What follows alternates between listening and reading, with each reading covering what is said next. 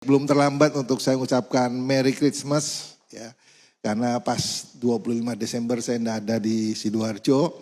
Jadi saya sampaikan pagi ini selamat Natal buat jemaat-jemaat di G2G dan semua saudara-saudara terkasih yang ada di rumah masing-masing. Happy New Year.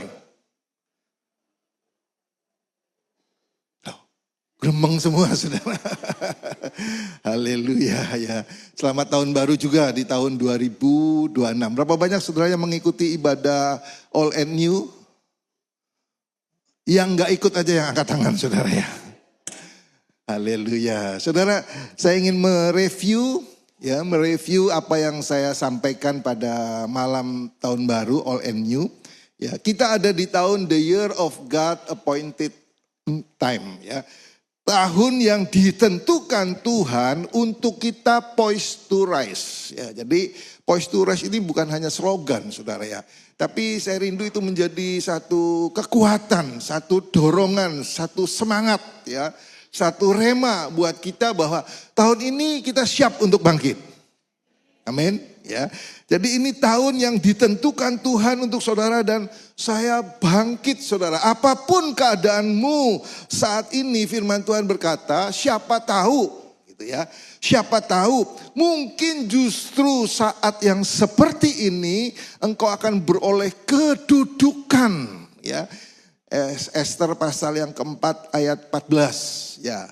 Ini yang menjadi landasan, ini yang menjadi dasar kenapa tahun ini disebut tahun yang ditentukan Tuhan. Ya. Saya dapat ayat ini ketika saya merenungkan firman Tuhan, Tuhan ingatkan dengan kisah Ester. Ya, jadi apapun yang terjadi, apapun yang kita hadapi, yang kita sedang alami, yang sedang kita jalani, saudara ya. Baik tahun 2025 ataupun memasuki hari yang keempat di tahun 2026 ini saudara. Saya cuma ingatkan firman Tuhan berkata gini, siapa tahu ya, justru mungkin saat seperti ini engkau akan beroleh kedudukan. Ya. Akan diangkat, ditinggikan, dipromosikan oleh Tuhan. Yang percaya kata amin. Lah Pak, keadaanku seperti ini, justru mungkin. Gitu saudara ya. Loh Pak, keadaanku seperti ini Pak. Bagaimana? Justru mungkin. Itu maksudnya saudara ya. Jadi apapun keadaanmu percayalah. Justru saat-saat seperti ini. Tuhan akan angkat, tinggikan dan promosikan saudara. Coba kita lihat sebentar Kejadian 50 ayat 20. Ya. Kejadian 50 ayat 20. Nah ini temanya position by God. Ya, diposisikan oleh Tuhan. Ya, tema khotbah pagi ini ya, diposisikan oleh Tuhan. Kejadian 50 ayat 20. Mari kita baca sama-sama. Kejadian 50 ayat 20. Kita baca dengan kuat. 2, 3. Memang kamu telah mereka-rekakan yang jahat terhadap aku, tetapi Allah telah memerkarakannya untuk kebaikan. Dengan maksud melakukan seperti yang terjadi sekarang ini, yakni memelihara hidup suatu bangsa yang besar. All and New saya sampaikan gini, Esther ini anak yatim piatu yang ditaruh atau ditawan di istana Raja Ahasveros. Ya. Gak tahu dia ke sana ngapain, gak tahu saudara. Gitu. Sampai kemudian ada satu maklumat raja karena hasutan dari Haman, Ahasveros mengeluarkan satu undang-undang. Ya. Barang siapa yang tidak mau menyembah, maka dibinasakan. Ya, Haman, pikiran ini, rencana ini muncul dalam diri Haman karena ada seorang yang bernama Mordekai, seorang Yahudi yang bernama Mordekai. Ketika Haman lewat, tidak menyembah. Tidak tunduk, tidak berseru. Sementara yang lain menyembah, berseru. Saudara. Nah ini membuat dia keki. Gitu ya. Makanya dia wadul saudara. Dia mengadu ya, kepada Ahasveros. Wah ada satu bangsa yang tidak mau ikut aturan main dari raja. Wah, karena Ahasveros ini percaya. Dia bilang ini, ya sudah nih cincin, terserahlah. Lu mau ngapain dah, karepmu. gitu saudara ya. Sehingga dibuatlah undang-undang mau dibinasakan Yahudi ya, bangsa Israel saudara. Nah justru itu waktu itu Mordekai kemudian sampaikan kepada Esther, ya, jangan kamu mentang-mentang di istana kamu selamat. Ingat loh, kamu juga bangsa Israel. Ingat loh, kamu juga bangsa Yahudi. Ya. Justru, nah makanya timbul saudara ya, timbul firman Tuhan. Mungkin justru saat seperti ini, Mordekai katakan kepada Esther, engkau akan beroleh kedudukan ratu. Situasinya tidak memungkinkan. Ya, situasinya tidak pas sebetulnya saudara. Tapi firman Tuhan katakan gini, justru mungkin ya, mungkin justru saat seperti ini. Berapa banyak saudara percaya firman itu di atas kenyataan, di atas realita saudara. Ya. Realitanya sakit, udah sembuh. Firman itu di atas segalanya. Saudara, kemarin saya ke Holy Land ada salah satu peserta. Suami istri dari Bandung, istrinya itu sudah sempat divonis sama dokter, hidupmu tinggal 2 tahun, kanker. Hidupmu 2 tahun. Tapi luar biasa, saya dan semua peserta tidak nyangka kalau beliau ini kena penyakit kanker dan sudah divonis dokter 2 tahun lagi mati. Nah dia saksi, dia bilang ini menginjak tahun yang ketiga. Luar biasa saudara ya. Tahun ketiga, Tuhan masih beri kesempatan dia hidup.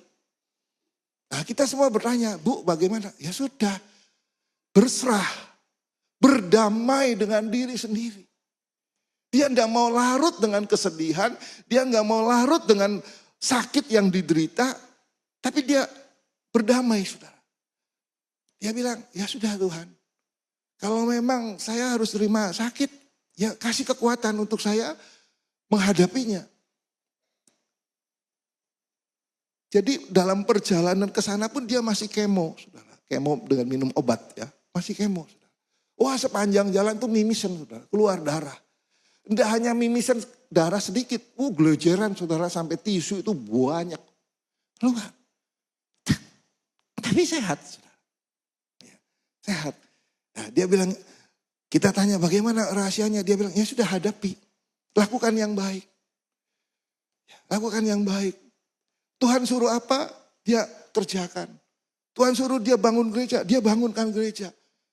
Tuhan suruh, kemarin gerejanya mau ngadakan Natalan. Butuh mobil, dia berikan mobil. Maksud saya bukan soal begitunya saudara. Tapi dia berdamai gini. Ya sudah, kalau memang umurku segini, dia mau memberikan yang terbaik bagi Tuhan. Kuncinya itu, saudara. Dan dia bilang ini, Tuhan, keinginanku cuma satu. Aku kepengen ke tanah perjanjian. Pengen ke Israel. Tuhan kasih kesehatan. Tuhan kasih kekuatan. Saya berangkat. Dan dia mendadak berangkat, saudara. Jadi dia peserta yang terakhir berangkat. Dan karena terakhir saudara, maka tiket semua dia yang urus semua, ya memang Tuhan berkati saudara ya. Dia pakai ambil yang bisnis kelas saudara ya. Di pesawatnya beda saudara. Dan dia happy saudara, begitu dia menginjak kita masuk border, masuk tanah perjanjian. Wah dia langsung nangis, dia langsung terharu, dia langsung sukacita. Dia bilang terima kasih Tuhan, akhirnya apa yang saya rindukan. Apa yang saya impikan nginjek tanah perjanjian bisa terjadi. Nah saudara, Esther keadaannya seperti itu saudara. Boleh dibilang dia ini orang tawanan. Saudara, yang akan dijadikan selir. Saudara. Situasinya tidak memungkinkan, tapi firman Tuhan katakan ini, siapa tahu. Dalam Esther 4 ayat 14. Mungkin justru saat seperti ini engkau beroleh kedudukan ratu. Nah Kejadian 50 ayat 20 sama. Kurang lebih sama cerita tentang siapa ini? Siapa yang tahu? Halo? Cerita tentang siapa? Rendah hati semua, gak ada yang mau jawab saudara ya. Tentang siapa? Yusuf. Yusuf berkata kepada saudara-saudaranya, memang kamu telah mereka-rekakan yang jahat. Apa yang jahat dari saudara-saudara Yusuf? Yusuf dibuang, dimasukkan ke sumur, betul? Yusuf dijual sebagai budak, betul? Dan perjalanan hidup Yusuf, saudara, tidak ada enak-enaknya, saudara. Tidak enak, saudara. Dia kerja baik-baik di rumah Potifar, difitnah, saudara. Betul ya? Diceblosin penjara, masuk penjara. Di penjara dia benar-benar kerja sungguh-sungguh, saudara, sampai dipercaya kunci-kunci sel diserahkan kepada Yusuf. Itu kan berarti kerjanya benar. Attitude-nya baik, saudara. Sampai kepala sipir ini memberi kunci, itu kan baik, saudara. Ya, ada sesama napi, sesama narapidana yang ngimpi, saudara. Akhirnya dia terjemahkan mimpinya dan benar diangkat, juru minuman diangkat kembali. Kedudukannya sebagai juru minuman raja, gitu ya. Diangkat, saudara. Yusuf cuma bilang ini, ingatlah akan aku, saudara ya. Cuma ngomong gitu, ya wajar, menurut saya wajar, saudara. Ya. Tapi ternyata ini pelajaran penting buat saudara dan saya. Kalau kita nabur kebaikan, jangan pernah minta pamrih atau balasan. Yang setuju katakan amin. Yusuf cuma bilang, ingatlah akan aku. Ternyata saudara dilupakan. Ya, nggak tanggung-tanggung, 2 tahun dilupakan Yusuf. Dia tetap di penjara, saudara. Sampai suatu saat juru minuman ini ingat, loh iya Tuanku Raja. Raja ini ngimpi, nggak bisa ada yang nafsir. Baru juru minuman ini ingat, oh iya aku punya teman namanya Yusuf di penjara. Bisa mengartikan mimpi, dipanggillah Yusuf. Gitu, saudara. Lihat, situasinya, keadaan yang dialami, yang dihadapi, yang dijalani oleh Yusuf tidak memungkinkan, saudara. Untuk dia beroleh kedudukan, untuk dia beroleh diangkat, ditinggikan, dipromosikan. Jadi orang kedua di bawah Firaun. Tidak memungkinkan, saudara. Haleluya, saudara. Tapi lihat, saudara. Ya, Ester 4 ayat 14 ini kuat, saudara. Saya doa Bapak Ibu tangkep ya kuasa firman ini. Kalau kita mungkin merasa gini, aduh aku kok gini-gini aja ya. Tahun baru ya angkanya tok 2026 baru. Tapi buang, saudara. Ya, buang pikiran itu, ingat Ester 4 ayat 14. Siapa tahu, mungkin justru saat seperti ini. Seperti Ester, seperti Yusuf. Engkau diangkat, ditinggikan, dimuliakan. Kau beroleh kedudukan. Ya, Ratu Raja. Perhatikan, saudara. Nah, belajar dari kehidupan Yusuf. Ya, Yusuf ini gambaran Yesus di perjanjian lama. Kalau Bapak Ibu rajin baca Alkitab atau mendalami Alkitab firman Tuhan, maka klik. Yusuf ini gambaran Yesus di perjanjian lama. Ya, ada beberapa hal yang saya ingin sampaikan. Ya, sama-sama dikasihi Bapak. Yusuf dikasihi oleh orang tuanya, sangat dikasihi sehingga itu yang membuat saudara-saudaranya iri. Jengkel. Makanya ketika lihat Yusuf, saudara, emosi. Wah ini, ya, anak yang paling disayang dibuang. Sama, ya. Yesus juga begitu. Inilah anakku yang kukasihi. Bapak bilang begitu, saudara. Jadi Yusuf itu gambaran Yesus di perjanjian lama. Sama-sama dikasihi Bapa. Baca 2-3. Sama-sama apa? Dikhianati, diserahkan. Terus sama-sama dijual. Sama-sama menderita. Sama-sama menjadi juru selamat dalam tanda kutip. Ya. Karena ternyata ketika Yusuf dibuang. Dijadikan budak. Kemudian masuk ke istana, saudara. Dia menjadi penolong. Ya, suatu saat dunia mengalami bencana, saudara. Hanya Mesir yang punya persediaan makanan luar biasa. Dan semua bangsa berduyun-duyun ke Mesir. Jadi Yusuf dipakai untuk menyelamatkan. Makanya di Kejadian 50 dikatakan gini. Memang kamu telah mereka-reka yang jahat terhadap aku. Tetapi Allah telah mereka-rekakannya untuk kebaikan. Dengan maksud melakukan seperti yang terjadi sekarang ini. Yakni memelihara hidup suatu bangsa yang besar. Karena hikmat Yusuf. Sehingga ketika raja ini, Firaun ini mendapat mimpi. Yusuf mengartikan, oke, ada 7 tahun kelaparan, ada 7 tahun panen, saudara ya. Dikasih tahulah waktu panen, waktu kelimpahan, simpen 20%. Untuk tahun berikutnya, saudara ya. Nah, perhatikan alurnya, saudara ya. Perhatikan alurnya. Klik. Oh, belum ya. Oke, sorry. Perhatikan alurnya, saudara. Perhatikan ya, bagaimana Esther, bagaimana Yusuf. Saya ingin Bapak Ibu nangkep ya. Perhatikan alurnya sebelum Tuhan menaikkan Esther, menaikkan Yusuf. Tuhan selalu menempatkan lebih dulu. Dengar baik-baik.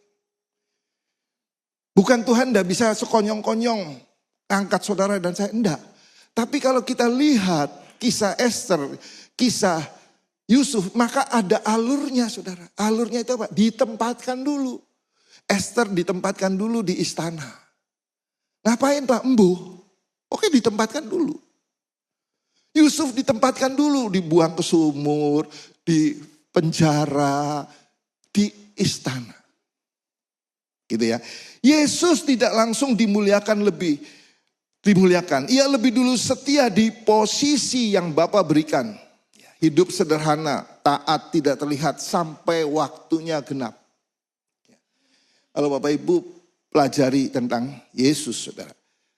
Maka ada waktu 18 tahun Alkitab tidak berkata tentang di mana Yesus. Ngapain Yesus? Tidak ada, saudara.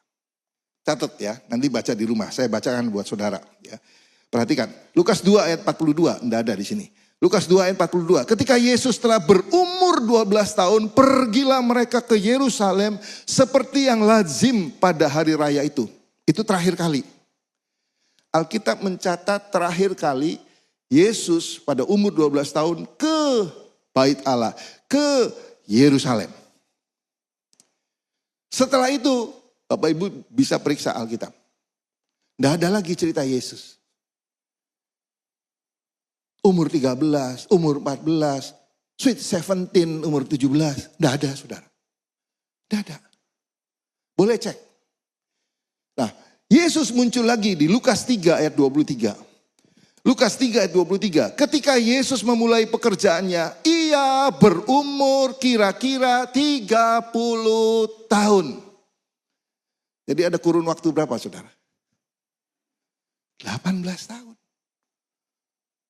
Tidak tercatat di Alkitab ngapain saudara. Jadi perhatikan ya. Position by God diposisikan oleh Tuhan. Ya. Diposisikan oleh Tuhan. Yang pertama, ya klik. Ayo baca dengan kuat, 2, 3. Hidup kita bukan hasil kebetulan. Tapi by design Allah. Katakan pada diri saudara. Hidupku bukan kebetulan. Tapi hidupku ini by design-nya Allah. Perlu ngomong saudara. Iman itu perlu dinyatakan. Paulus berkata, aku percaya sebab itu aku berkata-kata.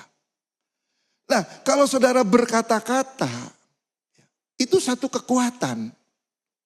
Itu satu protek kepada dunia. Itulah. Kenapa Allah Bapa mesti ngomong ketika Yesus dibaptis? Kenapa Allah Bapa mesti ngomong ini? Inilah anakku yang kukasihi, kepadanya aku berkenan. Ngapain? Pamer? Enggak, saudara. Itu bentuk protection Allah Bapa kepada Yesus Kristus. Itu satu pernyataan kepada dunia bahwa saudara dan saya berbeda. dengan dunia. Kita bukan dari dunia, tapi kita berasal dari anak-anak terang. Yang setuju kan amin.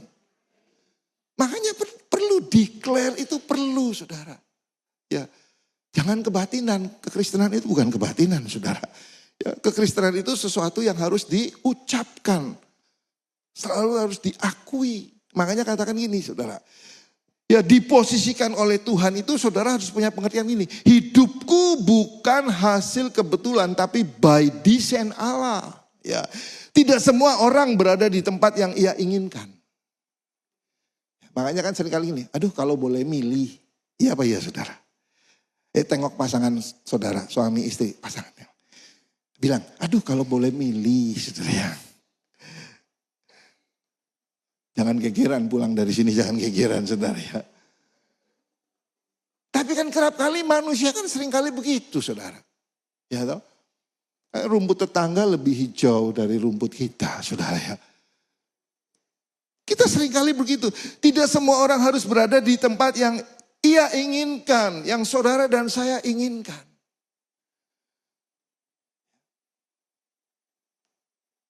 Kalau tanya Bulani pasti pernah ngomong gini. Gak kepengen saya jadi pendeta. Gak pengen dia jadi istri gembala. Pasti dia mau ngomong gitu. Tapi kalimat berikutnya baca saudara. Ya. Tidak semua orang berada di tempat yang ia inginkan. Tetapi baca dengan kuat. Setiap orang berada di tempat yang Tuhan izinkan. Dengar baik-baik. Garis bawahi saudara. Tanamkan. Tanamkan. Bahwa ini yang Tuhan inginkan saudara. Bahwa setiap orang berada di tempat yang Tuhan izinkan. Kalau saudara tanya Yusuf, enggak mau saudara. Kalau saudara tanya Esther, pasti enggak mau. Ya. Yusuf tidak memilih keluarganya. Loh ngapain punya keluarga saudara kok jelesan. Saudara kok enggak sayang, malah saudara benci dia. Malah saudara mencelakakan dia. Kalau Yusuf boleh memilih ya dia enggak mau dikhianati saudara. Gak enak dikhianati. Sakitnya tuh ya tunjuk dada saudara ya. Gak mau saudara ya. Yusuf kalau bisa ya enggak memilih penjara. Tapi perhatikan, namun Tuhan tempatkan. Tuhan tempatkan di mana? Di rumah Potifar, di penjara, di istana. Makanya saya kepengen gini saudara. Ya, saudara harus berdamai dengan hidup saudara. Saudara harus berdamai dengan keadaan situasi yang sedang saudara hadapi. Nggak enak Pak, bener nggak enak. Esther apa enak? Nggak enak. Nggak enak. Loh kan Esther enak Pak, dirawat. Tubuhnya dirawat, enak dilulur, disepa, di medikur, pedikur, segala macam. Belum tentu. Kemarin saya jalan dengan beberapa ibu, saudara. Ya, sudah ketawa duluan itu, saudara. Sudah jalan dengan beberapa ibu, saudara. Ya, ada promosi untuk apa? Facial. Bulah facial apa namanya? Ya, 199, 300, berapa? Hampir 200 ribu lah. Di mana? Di Surabaya. Yang harganya 2 juta kemudian jadi 200. Ngomongnya apa? Ya mudah-mudahan jangan karena ada saya. Ya. Ngomongnya gini, males kejauhan. Oh haleluya saudara ya. Lihat saudara, ya.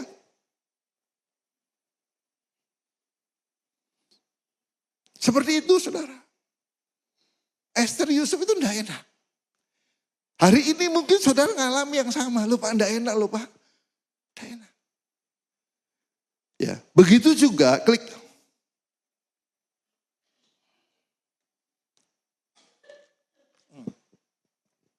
Begitu juga mungkin dengan hidup kita tidak enak, tidak nyaman ya dengan tempat atau posisi kita. Saudara yang paling tahu. Gak enak Pak situasinya, gak enak Pak tempatnya, gak enak Pak keadaanku kok kayak gini-gini terus. Masalahnya bukan di mana kita sekarang, tapi bagaimana kita bersikap, bagaimana kita berespon di posisi itu. Di awal tadi saya sampaikan ada peserta yang dia terkena kanker divonis 2 tahun. Apa senang? Gak senang saudara. Apa stres down? Iya. Dia cerita ada temennya ke rumah sakit periksa. Kemudian dokter bilang gini, kamu stadium kanker, stadium apa? Langsung lumpuh saudara. Kaget, syok, lumpuh. Kenapa? Nggak siap. Responnya, sikapnya. Tapi ibu ini bilang, oh, kena kanker, divonis 2 tahun cuma.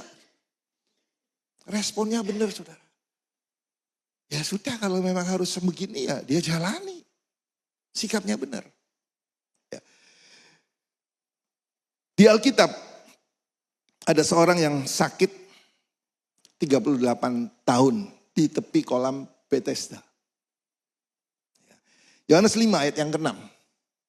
Yohanes 5 ayat yang ke-6. Ketika Yesus melihat orang itu berbaring di situ dan karena ia tahu bahwa ia telah lama dalam keadaan itu, berkatalah ia kepadanya, maukah engkau sembuh? Jangan salahkan situasinya, jangan salahkan keadaannya, jangan salahkan posisi, jangan saudara. Yang paling penting itu respon kita bagaimana. Ya, karena sebelum Tuhan mengubah situasi, ia selalu lebih dulu mengerjakan posisi hati. Kalau kita lihat Yohanes 5 ayat 6, orang sakit yang 38 tahun di tepi kolam Bethesda. Ngapain sih Yesus pakai tanya segala? Ngapain pakai tanya, maukah engkau sembuh? Gak perlu. Ya Pak ya saudara. Tapi Yesus perlu mengecek respon hatinya, situasi hatinya apa saudara. Karena itu yang paling penting. Kalau ketika respon hati, posisi hatinya benar di hadapan Tuhan. Apapun yang saudara dan saya alami, tidak ada yang mustahil bagi Tuhan. Amin. Tidak ada perkara yang mustahil, tidak ada perkara yang tidak mungkin. Tidak ada perkara yang sukar bagi Tuhan. Yang penting respon hati.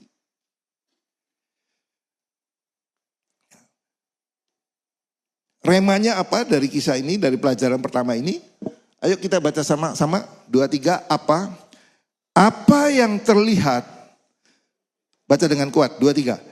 Apa yang terlihat seperti kecelakaan hidup, seringkali adalah penempatan Tuhan yang tersembunyi.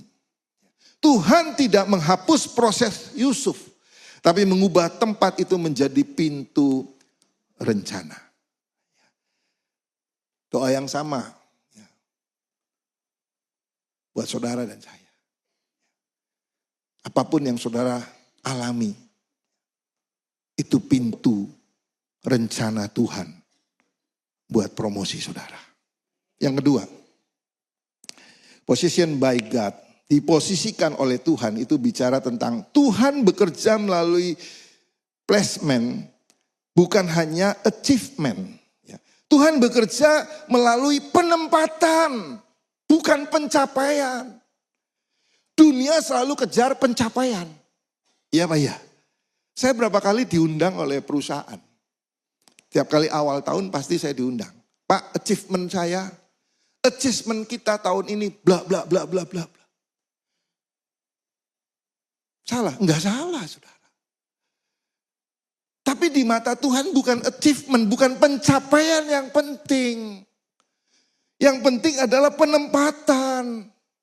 Tuhan lebih peduli di mana kita berdiri daripada seberapa cepat kita terlihat berhasil. Dengar baik-baik saudara.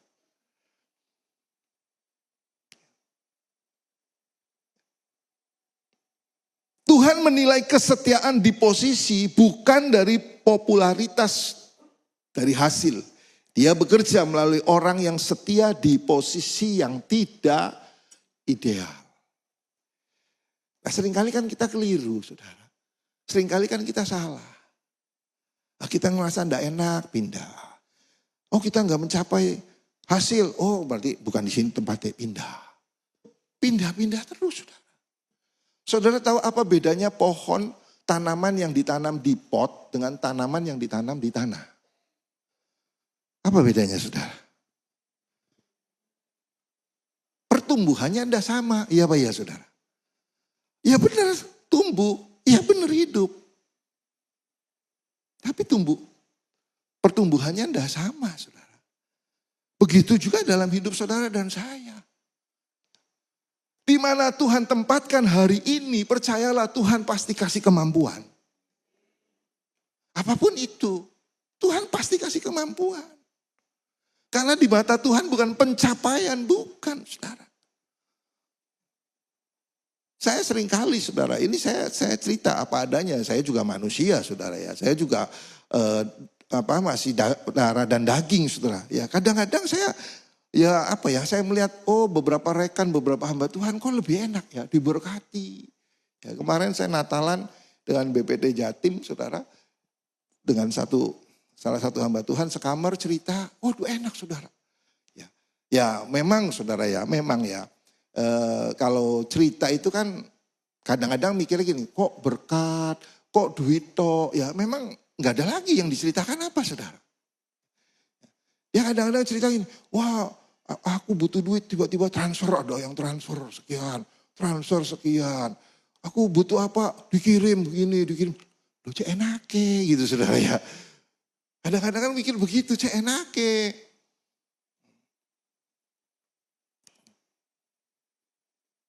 Kelihatannya pencapaiannya luar biasa. Saudara.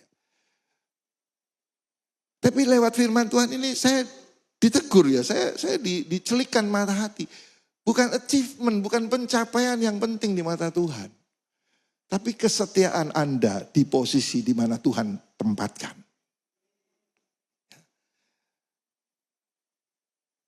Kalau kita bisa bertahan di tempat itu saudara, tinggal tunggu waktu. Ya, remanya apa? Ya. Dia bekerja melalui orang yang setia di posisi yang tidak ideal. Ya, remanya apa? Klik. Ya, baca sama-sama 2, 3. Tuhan tidak mencari orang yang cepat naik, tapi orang yang kuat berdiri di tempat yang ia tentukan.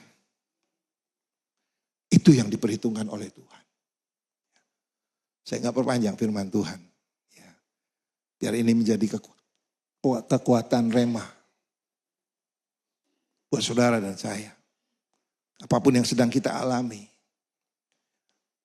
Hidup kita ini by design Allah. Amin. Tuhan lihat kesetiaan saudara. Yang terakhir saya akan sampaikan. Ingat Lot. 2 Petrus pasal yang kedua ayat yang ke-7. Saya undang para pemusik, para pemuji. Ya, 2 Petrus 2 ayat yang ke-7. Mari kita baca sama-sama 2, 3.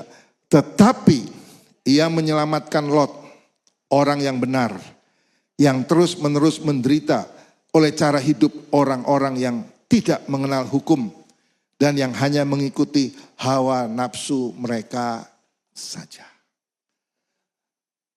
Saudara, Lot ini sakno loh saudara ya. Kasihan. Dia ini orang benar. Tapi dia hidup di tengah-tengah masyarakat yang tidak percaya Tuhan. Bukan hanya tidak percaya. Tapi yang berbuat jahat, yang berbuat dosa. Yang berbuat kejijikan di mata Tuhan. Tapi yang hebat saudara. Ya. Alkitab katakan, tetapi ia Tuhan menyelamatkan Lot, orang yang benar, yang terus menerus menderita oleh cara hidup orang yang tidak mengenal hukum. Dia hidup di tengah-tengah masyarakat di kota Sodom dan Gomora. Yang pada akhirnya kita tahu, Sodom dan Gomora di bumi hanguskan. Ya, dibakar habis oleh Tuhan. Tapi Lot diselamatkan. Kenapa? Karena dia setia di posisi yang Tuhan tempatkan. Dia taat. Dia tetap hidup benar. sekalipun sekelilingnya berbuat jahat. Doa saya, Anda tetap kuat di posisi yang Tuhan tempatkan hari ini.